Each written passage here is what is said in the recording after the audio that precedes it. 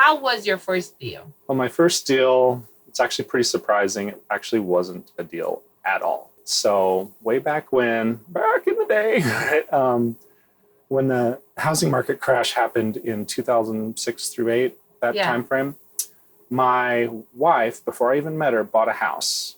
She bought it as with a first-time homebuyer loan, predatory interest rate, and then she met me a few years later. We refinanced out of the loan that had a high interest rate. We went to sell it because we started having kids, needed to move into a bigger house, right? So when we went to list it, we owed what the house was worth. And I had a friend that also happened to be a small-time real estate investor tell me to keep it as a rental. And I had no idea how to be a landlord, anything. But we did the math together. And he actually gave me a $10,000 loan because it was asset-based lending back then, just so I could qualify to buy our new homestead. And I kept it as a rental. And hailstorms happen, AC goes out, but when it all shook out, I was making about $4,000 to $6,000 per year, passive income, and I kept it. And a few years ago, I did a cash out refinance on it, and I pulled out more money. How much money are you making? So 10% of 270, 27,000. So how long is it taking you to make 27K? 6 to 9 months. 6 to 9 months. How many hours have you put in between from that day that you went door knocking her house, getting to know her, closing the deals through renovation, through fix and flip, and we're still going to sell? How many hours did you put it in? So I outsource a lot of the time-intensive administrative tasks. Yes. So initial contact, 1.5, 2 hours. Contractor, 1 hour. Lawyer for probate, 30 minutes. Beyond that, nothing. It's not nothing because you do have the power team that you can trust to make sure everything is being doing the way it needs to be, because anything can fall apart if you don't hire the right team, if you don't network with the right power team.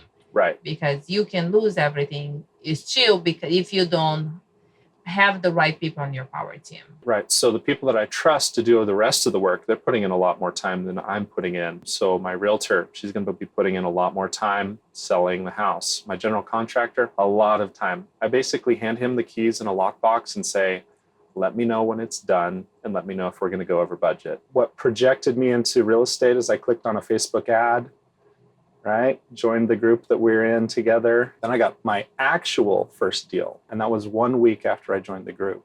And I used just a few words that I learned in the group to talk to someone knocking on a door. Right? So we found a motivated seller. Who do you like to thank you for you to be here today? My parents, right? My parents. Even though I was raised in a very loving family, 6 kids, 1 income earner, and I really didn't have a lot growing up, right? I remember my mom sewed me some gym shorts because they were on the discount rack.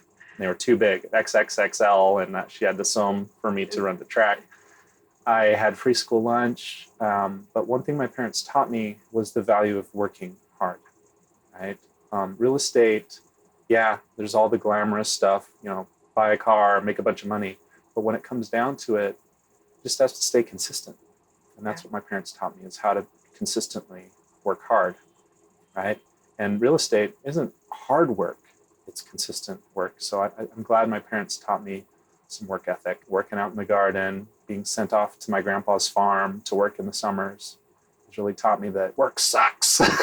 I'm not going to do manual labor my whole life. I need to go to college, and then you do real estate and you realize you can apply that same work ethic that you had growing up and make a lot more money. So my parents were huge and very instrumental in that. So one person I'd like to thank is my friend, who is a real estate investor. He loaned me $10,000 for $500 interest for 1 month. Now, if you do the math, that's a 60% annual interest rate loan that he gave me. Yeah. So 500 times 12 is $6,000. So he just kept it for 1 month, and I paid him $500. But that's a 60% interest loan. So it's not really what it costs you, it's what it makes you. What it makes